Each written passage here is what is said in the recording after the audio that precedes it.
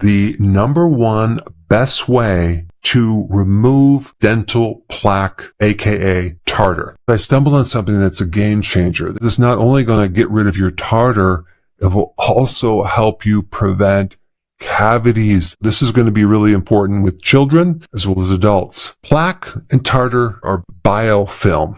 When you think about biofilm, think of like this protective shield against your immune system that's in your mouth. So the bacteria make this biofilm, this shield, out of calcium, and it's made by a certain microbe called Streptococcus mutans. This is also the one that's involved in making cavities as well. So when you consume sugar, and especially starches, that microbe will make a ton of acid. And then it takes the sugar and then it starts making this glue-like substance that then starts creating a shield or this biofilm gel, aka tartar. And unfortunately, the acid is now trapped against your tooth, causing a breakdown of the actual enamel. And what's even more wild, they found this microbe in other places in your body, including on the valves of your heart. But not only that, hidden deep in the plaque in your arteries, you'll find this microbe. One thing you should also know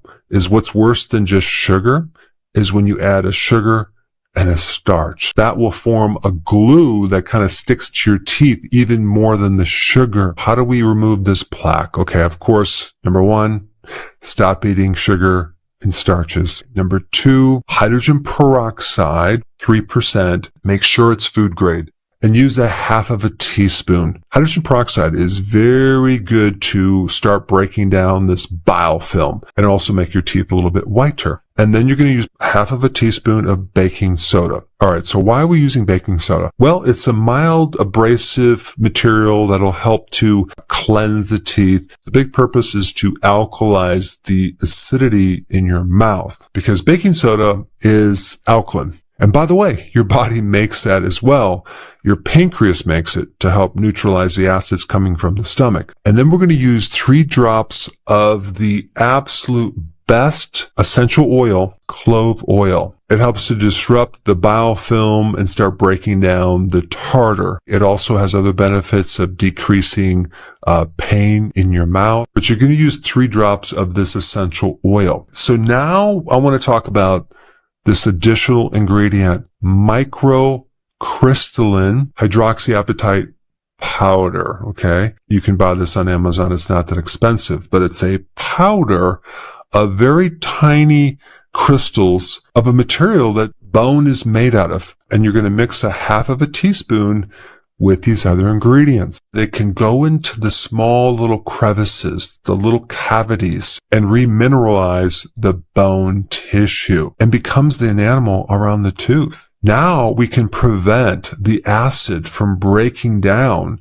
the small crevices in your tooth. And then, of course, you're just going to add 3 teaspoons of water with this. Mix it all up, put it on your toothbrush, and then in circular motions, brush your teeth on the outside and the inside once a day. I also recommend that you find a gum that has friendly oral bacteria that you can chew and repopulate your mouth with the good bacteria, which will also help protect you against the formation of biofilms. Those bacteria not only will help prevent tartar, but it will also prevent bad breath, cavities. Now, as far as in your diet, one of the best foods that you could consume to prevent all these problems that we talked about is grass-fed butter. When I was a kid, I craved butter.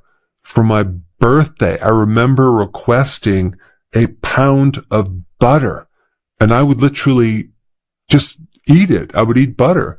And it's so interesting when I look back, the reason why I craved the butter, I had a lot of dental decay. And unfortunately, every single tooth in my mouth had cavities over time, and I visited the dentist frequently, unfortunately. But if I didn't consume those foods as a child and I had the butter, I probably could have fixed my teeth. But grass-fed butter has vitamin K2, which basically takes the calcium in your body and pushes it into the bones. Butter also has vitamin A. You also need vitamin A to keep your enamel very, very strong. It's interesting because an early pioneer, Weston Price, who was a dentist back, I think, in the 1930s or 40s, talked about something called Activator X. Activator X actually is vitamin K2 because he noticed some of the traditional cultures around the world consumed grass-fed butter. They consume food high in vitamin K2. And these are the foods that really kept the teeth